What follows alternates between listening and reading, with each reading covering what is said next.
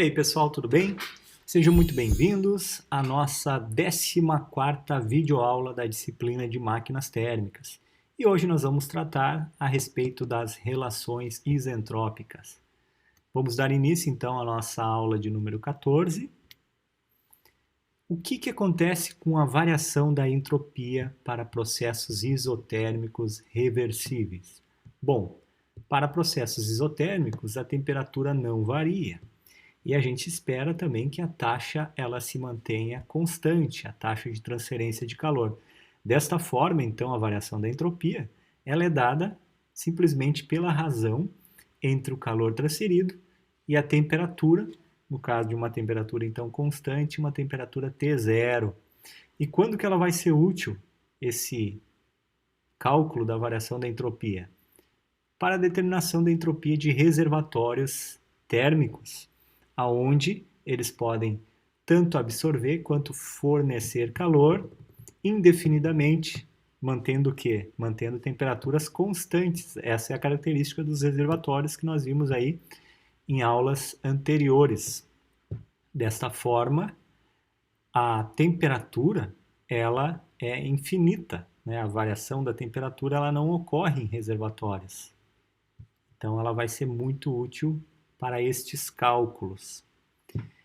Processos adiabáticos, que a gente também pode chamar aí de isentrópicos e reversíveis. No caso de um processo adiabático, a gente não verifica a existência de transferência de calor. Neste caso, a variação então da entropia, ela pode ser maior ou igual a zero.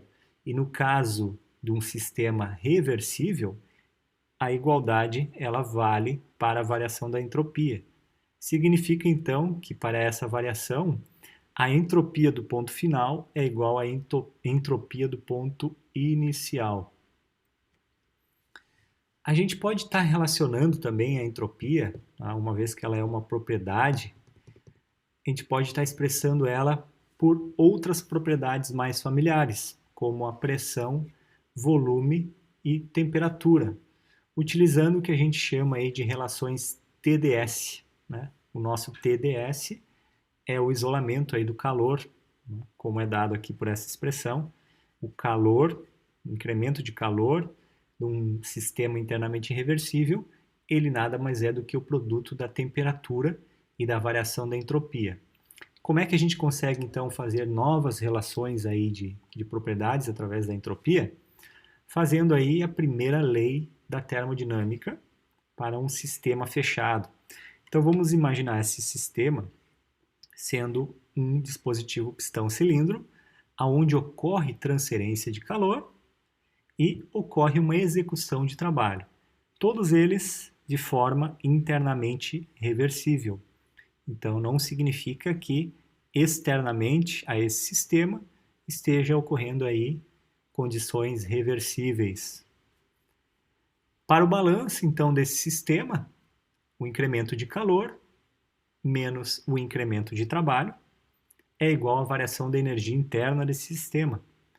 Sabendo que o incremento de calor, então, é a relação do produto temperatura e variação da entropia, e que o incremento de trabalho é uma relação da pressão vezes a variação do volume, que a gente viu aí também em aulas anteriores, que nada mais é do que o nosso trabalho de fronteira, e substituindo estes termos da primeira lei, nós temos então aí a relação TDS menos PDV é igual à variação diferencial da energia.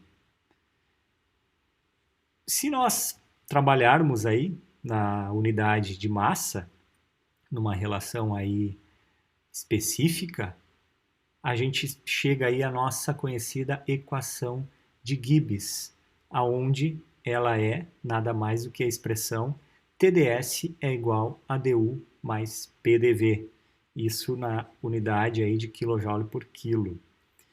E a gente pode estar também substituindo esta expressão contendo aí a variação da energia interna por variação de entalpia, né? Sabendo que a entalpia ela é uma relação entre a energia interna mais PV. E derivando este termo, surge o quê? A variação da entalpia é igual à variação da energia interna, mais, agora a gente aplica aqui uma regra de cadeia, que é PDV mais VDP. E substituindo, então, a energia interna desta expressão, né, sendo energia interna é igual à variação da entalpia, menos PDV, menos VDP, a gente chega aí nesta nova expressão, tendo aí agora a informação de variação de entalpia, aonde a relação é TdS é igual a variação diferencial da entalpia menos VDP. A gente agora pode transformar essas duas expressões, ou seja, isolar, né, a variação da entropia, dividindo os outros termos pela temperatura. Surgindo então agora esta expressão com a informação aí da energia interna e esta outra expressão com a informação da entalpia. O que ocorre então com a variação da entropia de líquidos e sólidos? Para líquidos e sólidos, nós não observamos aí variação de volume. E esta primeira expressão de ds, mantendo uma variação de volume constante, ela elimina esta outra expressão e nós ficamos, então, com a variação da entropia dada pela variação da energia interna pela temperatura. Ou, de outra forma, nós sabemos que a variação da entropia ela pode ser substituída pelo calor específico, que para substâncias incompressíveis, o calor específico a pressão constante é o mesmo do calor específico a volume constante. E nesse caso a gente fica com a variação do calor específico vezes a variação da temperatura, dividido aí pela temperatura. Nós precisamos então agora fazer a integração desta expressão. Integrando aqui a variação da entropia, ficamos apenas com a diferença da entropia do estado final e inicial. E aqui nós temos uma integração, pois o calor específico, que nós vimos aí em aulas anteriores, ele é função da temperatura. E neste caso, se nós considerarmos que o calor específico ele não varia com a temperatura, nós podemos estar substituindo por uma constante, um calor específico médio e retirá-la então da integral. E apenas integrar a temperatura, que nada mais é do que o resultado do logaritmo neperiano da temperatura no ponto final sobre a temperatura no ponto inicial. Caso o calor específico a gente considere variável em função da temperatura, aí a gente precisa calcular a variação da entropia utilizando aí a integração. Como é que resultaria a expressão, né, essa expressão para processos isentrópicos envolvendo líquidos e sólidos? Processos isentrópicos é onde não consta a variação da entropia. Nesse caso, a gente tem a entropia do ponto final igual à do ponto inicial. Então, a gente tem aí uma expressão zero para a variação da entropia. Significa dizer o quê? Que este outro termo aqui da expressão, ele também precisa ser nulo. E isto vai ser nulo se a temperatura do ponto final for igual ao do ponto inicial. Então, para processos isentrópicos, envolvendo líquidos e sólidos, a gente pode dizer também que ele também é um processo isotérmico. Agora vamos olhar para a variação da entropia no caso de gases ideais. Utilizando novamente as duas expressões explícitas da variação da entropia, primeiramente aqui esta expressão onde tem a variação da energia interna, e integrando, a gente fica que a variação ela é a variação da entropia do ponto final menos inicial. E agora a gente precisa integrar esta expressão, aonde ela nada mais é do que a substituição, né, da energia interna, ela é o calor específico a volume constante em função de uma temperatura vezes variação da temperatura dividido pela temperatura. Então, isto aqui precisa ficar aí na integração. E esta outra expressão, a gente substitui aqui, ó, a razão de pressão e temperatura pela relação aí de equação de estado, tá? Que ela é, fazendo aqui as contas de cabeça, né? PV é igual a RT. Se a gente colocar P sobre T, nós vamos ter aí R sobre V. É isso, né? Então, a gente está substituindo aqui o PT por R sobre V. E integrando isso, R sobre V, o R é uma constante e ele sai da integração. E o V, que está no produto, ele se torna o logaritmo neperiano do volume específico no ponto final sobre o volume específico no ponto inicial. E o mesmo a gente espera para esta outra expressão. A variação da entalpia, nós vimos que ela pode ser dada pelo calor específico, a pressão constante, que é função de uma temperatura, vezes a variação da temperatura, dividido por esta temperatura. Então, esta integração ela precisa ficar aí. Menos. Agora, esta outra parte da expressão, volume, variação de pressão por temperatura, novamente aqui a gente substitui aí pela equação de estado, que ela é a relação de R sobre P. E o R sobre P, o R novamente é uma constante, ele sai então da integração, e a pressão que está no produto, ela se torna o logaritmo neperiano de P2 sobre P1. Agora, então, surgem duas expressões um pouco mais amigáveis, digamos assim, para analisar a variação da entropia de gases ideais.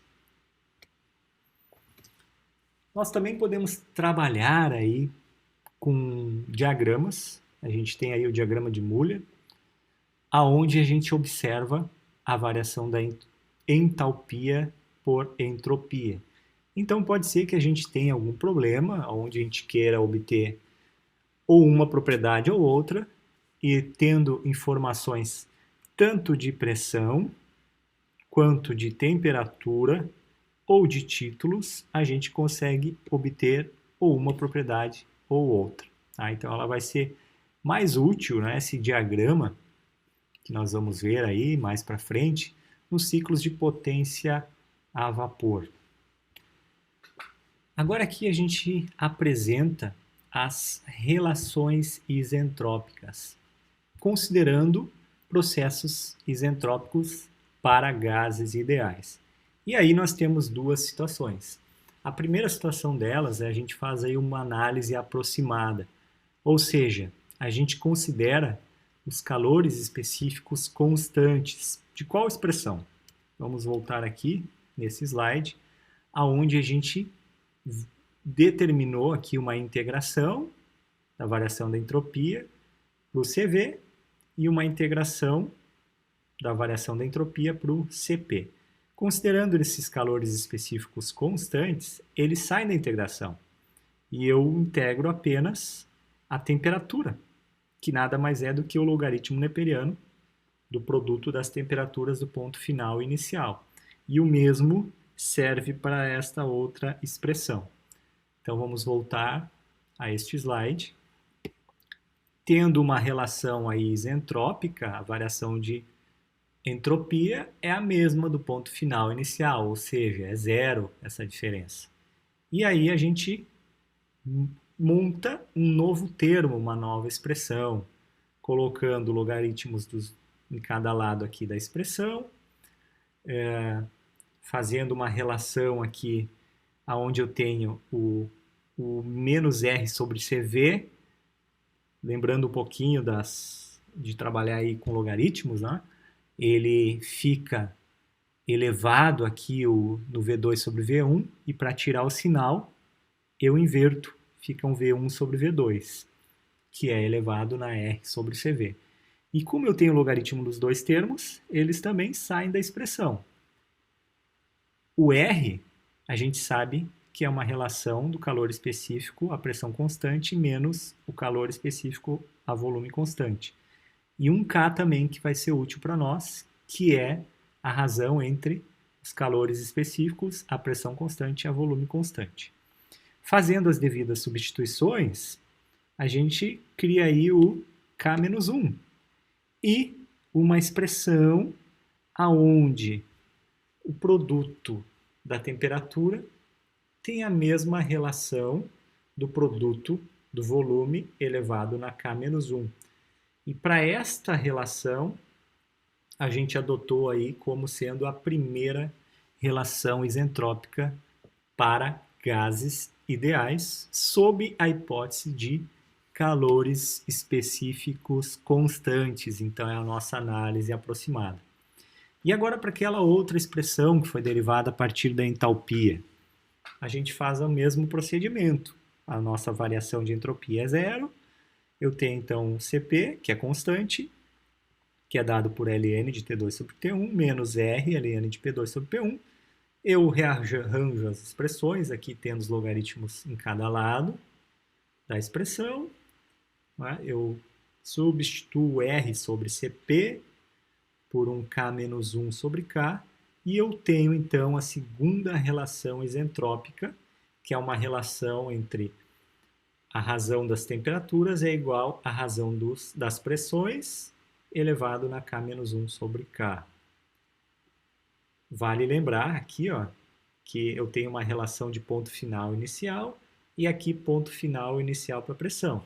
Agora aqui para o volume é invertido, uma relação da temperatura final inicial e do volume inicial e final. Tá? É invertida esta outra relação aqui. E como é que surge a nossa terceira e última relação isentrópica? Reparem que a gente tem aqui, ó, T2 sobre T1 e T2 sobre T1. Se nós igualarmos esses dois termos, chegamos então na nossa chamada terceira relação isentrópica, que é a relação entre pressão e volume. Ou seja, pressão 2 sobre P1 é igual a V1 sobre V2 elevado na K. E de uma forma compacta, essas três relações elas podem ser escritas nesta forma. Ou seja, né, essas relações são constantes. Então, não importa se eu esteja no ponto 1, né, no estado 1, ou no estado 2, ou no estado 1 e no estado 3. Essas relações vão ser as mesmas, né? Ou então no estado N. Agora, o que acontece se a gente considerar calores específicos variáveis? Aí nós chegamos numa análise exata, onde a gente observa que a variação do calor específico ela é função, então, da temperatura. Como é que a gente faz, então, os cálculos? Para aquela primeira expressão, vamos voltar aqui, esta integração a gente não vai fazer, a gente vai fazer por um outro método. A gente vai utilizar um método onde a gente utiliza as entropias padrões tabeladas. O que seria essas entropias padrões tabeladas? É aquela integração substituída por uma entropia que ela foi obtida experimentalmente, padrão, numa temperatura de referência. Então, estas informações aqui, elas vão estar tabeladas.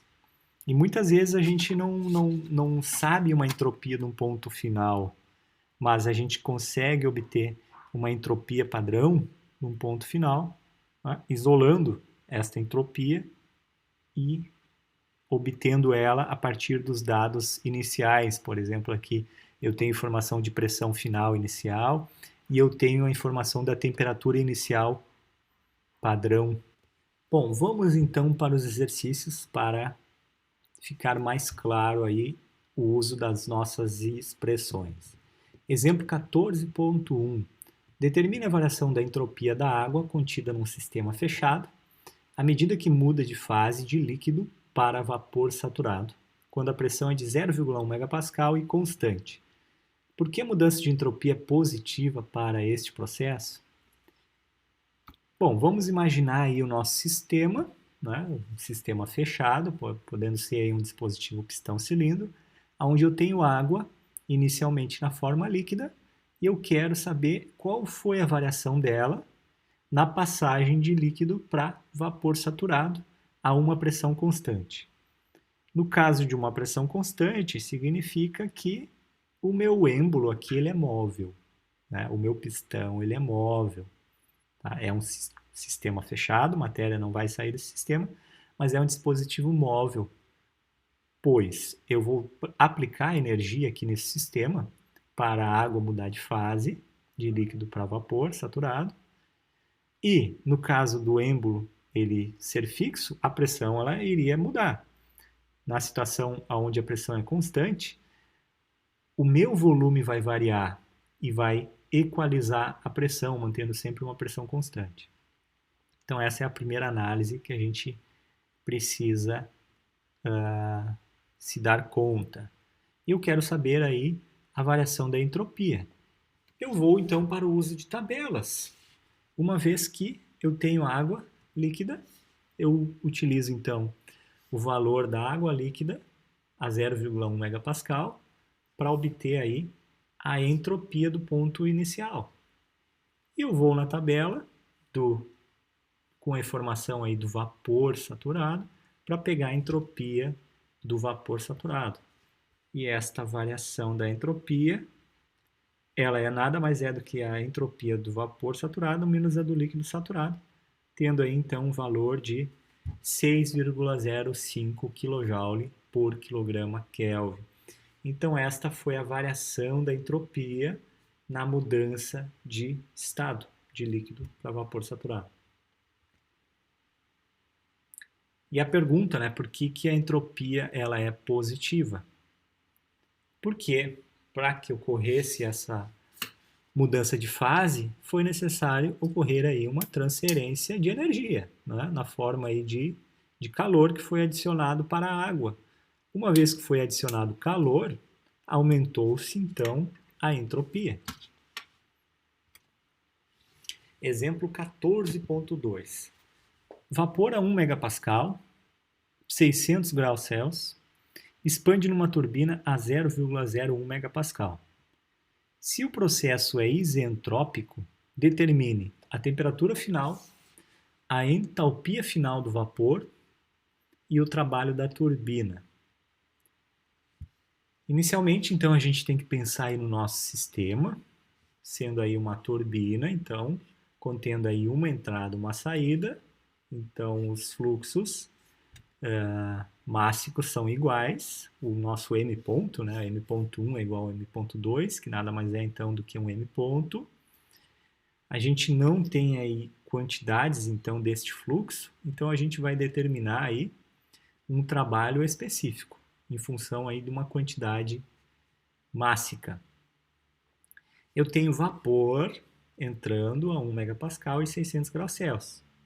Eu consigo obter informações de entalpia e de entropia no ponto 1.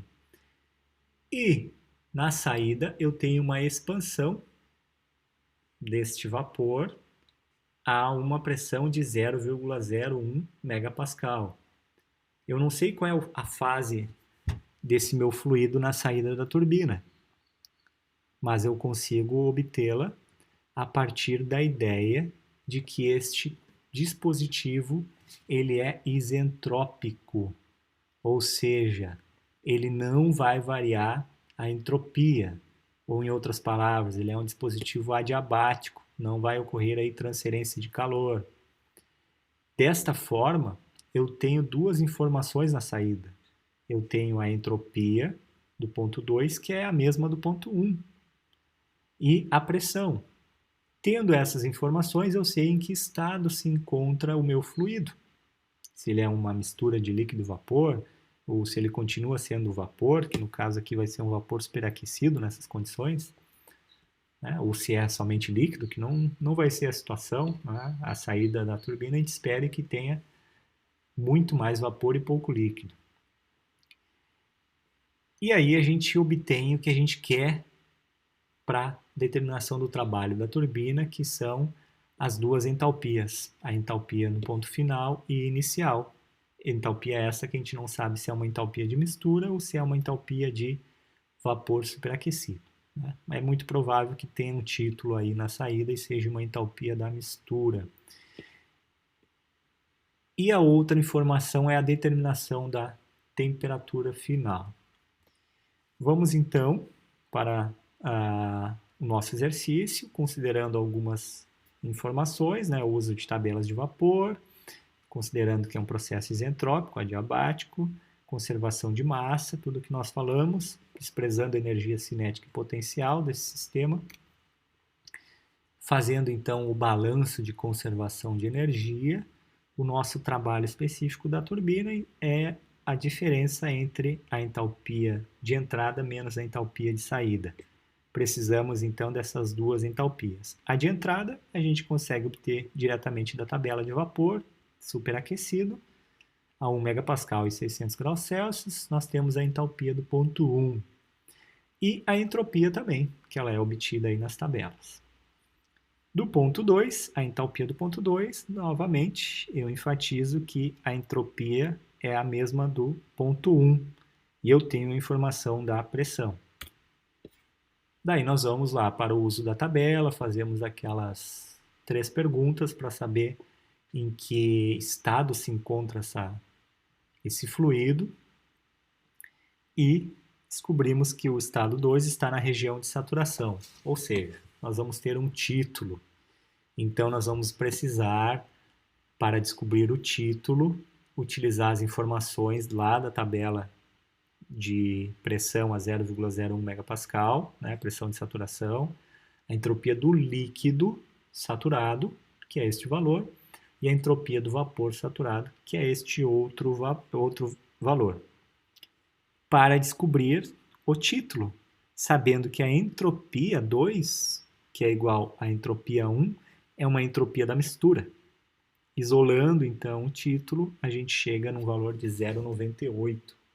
E aí, com esta informação, a gente chega na entalpia da mistura, que é este valor. E com isso a gente consegue obter aí o trabalho específico desta turbina. A outra pergunta era a temperatura final. A temperatura final é a temperatura de saturação na pressão ali de 0,01 megapascal, que é de 45,81 graus Celsius. E está resolvido aí o nosso problema. Exemplo 14.3. Dióxido de carbono em um sistema fechado, inicialmente a 50 kPa, 400 Kelvin, sofre um processo de aumento de pressão e temperatura até 2 megapascal e 800 Kelvin, respectivamente. Assumindo o comportamento de gás ideal, encontra a variação de entropia do dióxido de carbono, primeiro assumindo calores específicos constantes e em seguida calores específicos variáveis. A gente vai utilizar aí então aquelas expressões que nós deduzimos para gases ideais, né, de variação de entropia, dado lá pelas relações de CP e CV, e as outras informações que a gente tinha, pressão ou volume. Aqui a gente está variando o gás, né, dióxido de carbono, tanto a pressão quanto a temperatura. E pede-se para calcular esta variação de entropia, assumindo calores específicos constantes e depois variáveis. Nós vamos para o uso então da equação. Primeiro assumindo calores específicos constantes, a gente vai lá na tabela para pegar aí o CP a uma temperatura constante de 300 Kelvin. que para o CO2 ele tem este valor. A variação da entropia, agora, ela é dada por essa expressão que ela não tem a integração, não é? Porque a gente considerou o calor específico constante. Nós temos tanto a variação da temperatura quanto a variação da pressão.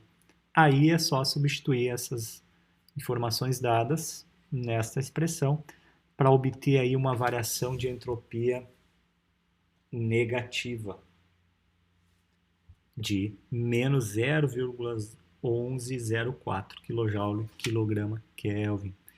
Reparem que isso aqui é uma análise aproximada. Eu tenho aqui um comportamento de variação de temperatura de 400 Kelvin a 800 e eu estou referenciando um calor específico a 300 Kelvin. Como é que ficaria agora assumindo calores específicos variáveis? Isto aqui, esta primeira parte da equação, ela é uma integração. E aquela integração a gente vai substituir pelas nossas entropias padrão. Deixa eu voltar lá nos slides atrás para a gente relembrar. Isto aqui que a gente vai fazer. Que no nosso caso, a gente quer saber esta variação aqui de entropia. Nós não vamos resolver pela integração, a gente vai considerar calor específico variável, mas não vamos resolver a integração e vamos fazer essa chamada análise exata utilizando essas entropias padrão, uma vez que a gente tem temperatura do ponto final e inicial. Vamos lá para a solução, então.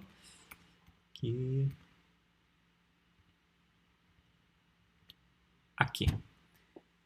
Assumindo calores específicos variáveis, a gente vai lá para a tabela A20, que faz referência ao gás CO2, lembrando que é o livro de termodinâmica do Eunice Engel, para obter as nossas entropias padrão na temperatura de 800 Kelvin e de 400 Kelvin, é isso? 800 o ponto final e 400 o ponto inicial. Reparem que as nossas entropias desta tabela estão em quantidade de matéria, em quilomol. A gente precisa mudar o termo ou não, né? A gente está mudando aqui para quilojoule por quilo. Precisamos então dividir essa variação da entropia, que na temperatura de 800 Kelvin ela é 257,408 kJ quilomol Kelvin. Lembrando que o livro ele está em inglês e o ponto significa vírgula. Menos a entropia na temperatura 1, que é de 400 Kelvin, que é 225,225 kJ quilomol Kelvin. Para mudar para kJ quilograma Kelvin, a gente dividiu aí pela massa molar do CO2, que é 44 kg por mol.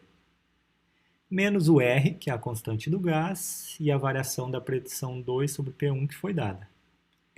Ficamos agora com uma variação de entropia positiva. Que processo está ocorrendo mesmo? Um aumento de pressão e temperatura. A gente espera que a entropia ela aumente e não diminua. Significa que a nossa análise exata ela está mais de acordo com a realidade do que a nossa análise aproximada. Então nós temos que ter essa análise clínica aí para saber qual o melhor método. Dependendo da situação, a gente tem um método mais ideal do que o outro. E este aqui foi o método mais ideal para a solução desse problema, pois a variação da entropia ela foi positiva, ela aumentou com esse processo de aumento de pressão e aumento de temperatura.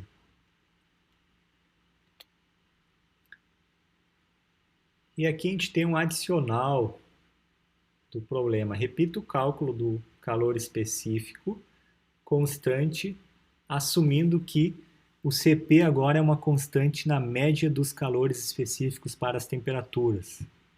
É aquela situação onde a gente faz o cálculo do calor específico médio, da média das temperaturas, de 800 e 400 Kelvin. A gente fica, então, com um calor específico agora de 1,075, que antes, para 300 Kelvin, era de 0,846, bem diferente. Como é que fica o valor da variação da entropia agora com este novo valor de calor específico, obtido lá da tabela A2B? Lembrando da aula que a gente trabalhou aí com calores específicos. Quem não lembrar da aula, eu vou deixar disponível aqui no card. A variação agora foi positiva, que está de acordo com o processo. E aqui surge uma pergunta: se o processo de compressão é adiabático, por que houve uma variação positiva para este processo? O grau de desordem das moléculas ele aumentou, né? Com a compressão. Tive uma maior agitação das moléculas, uma maior aleatoriedade, que levou aí a um aumento da entropia. Exemplo 14.4. Ar inicialmente a 17 graus Celsius é comprimido em um processo isentrópico através de uma relação de compressão de 8:1. Encontra a temperatura final, assumindo calores específicos constantes e variáveis.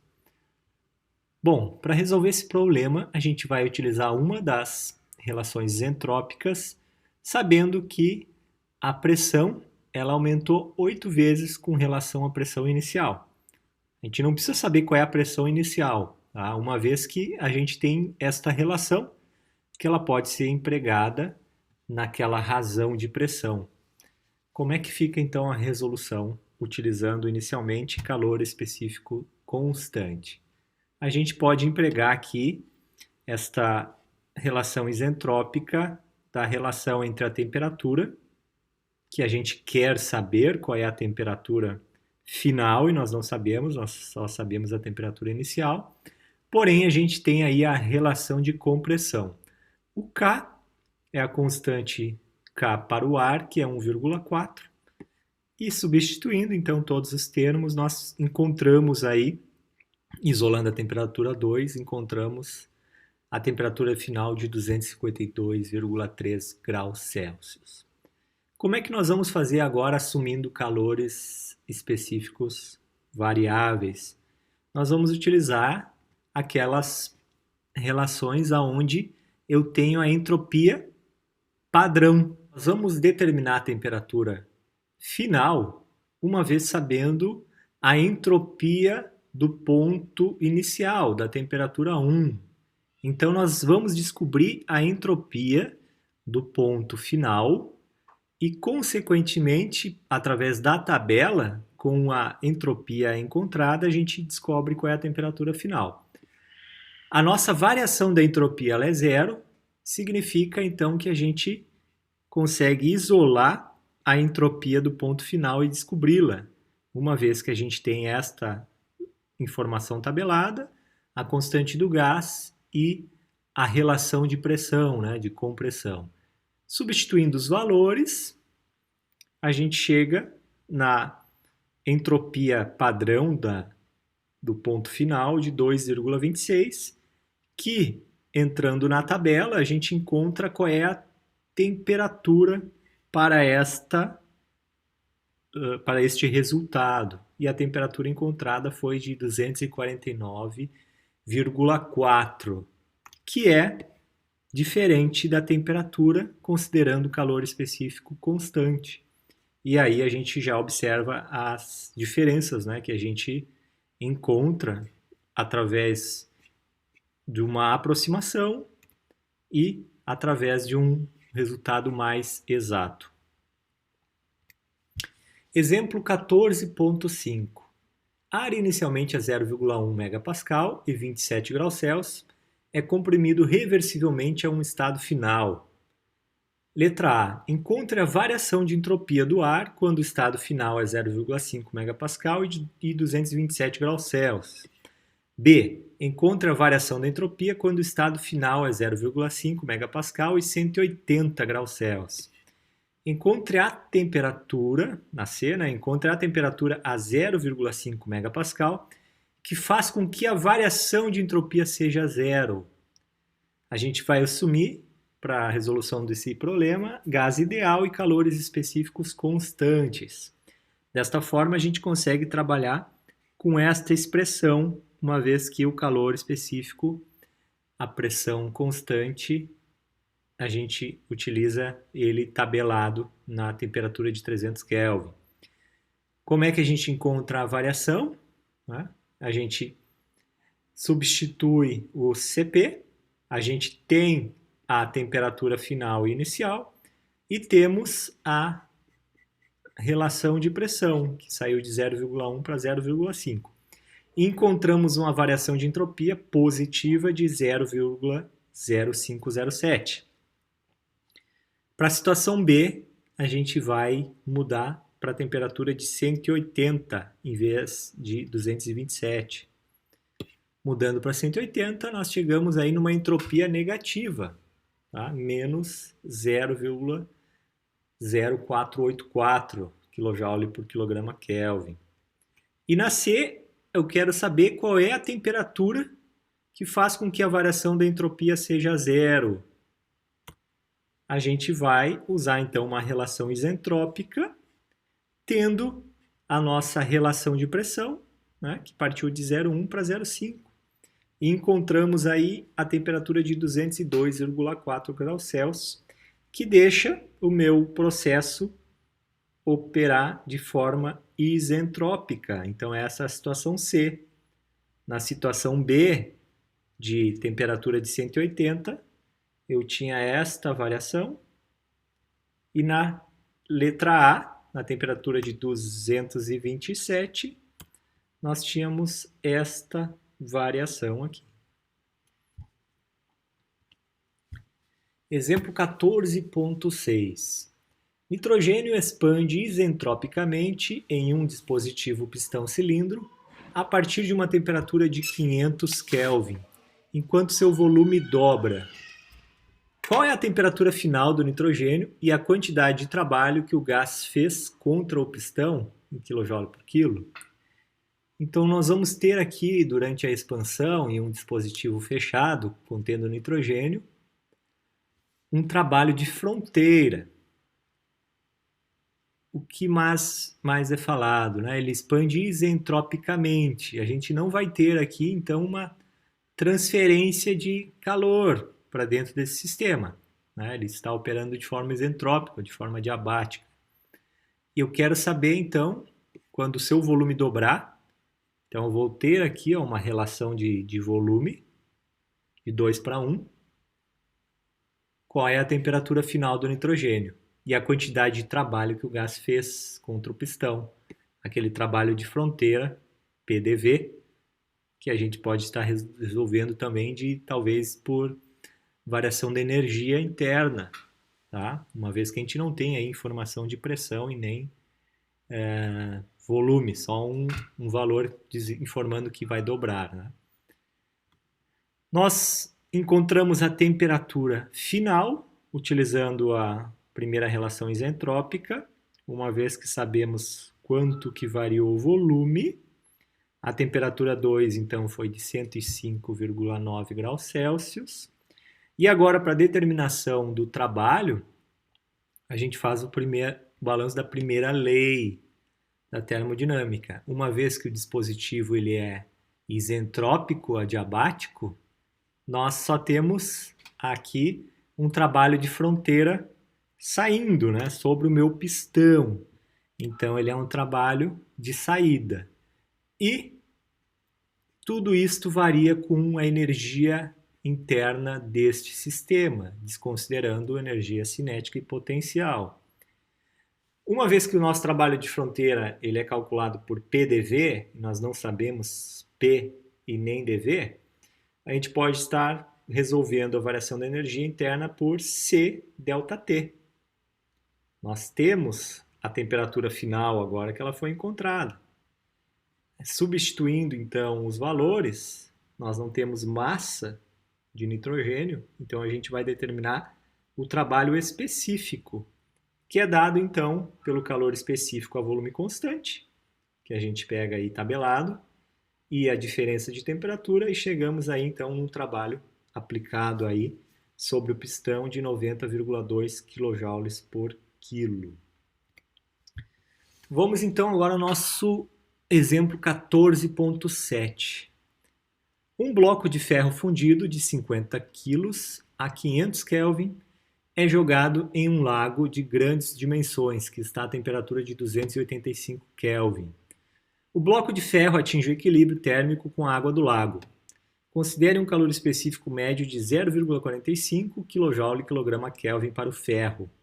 Determine a variação da entropia do bloco de ferro, a variação da entropia da água do lago e a entropia gerada durante este processo. O nosso sistema, então, a gente vai considerar aí o ferro fundido, né, sendo o nosso sistema, um sistema fechado.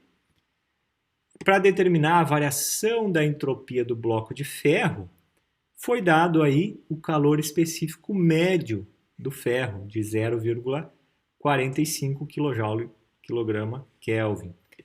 Para a determinação da variação da entropia do bloco de ferro, ela é a massa, né, a variação total, né, a gente tem aí uma quantidade mássica de ferro, a massa vezes a entropia no ponto final e inicial, que nós não temos como determinar. A entropia final e inicial é justamente o que a gente quer encontrar, né?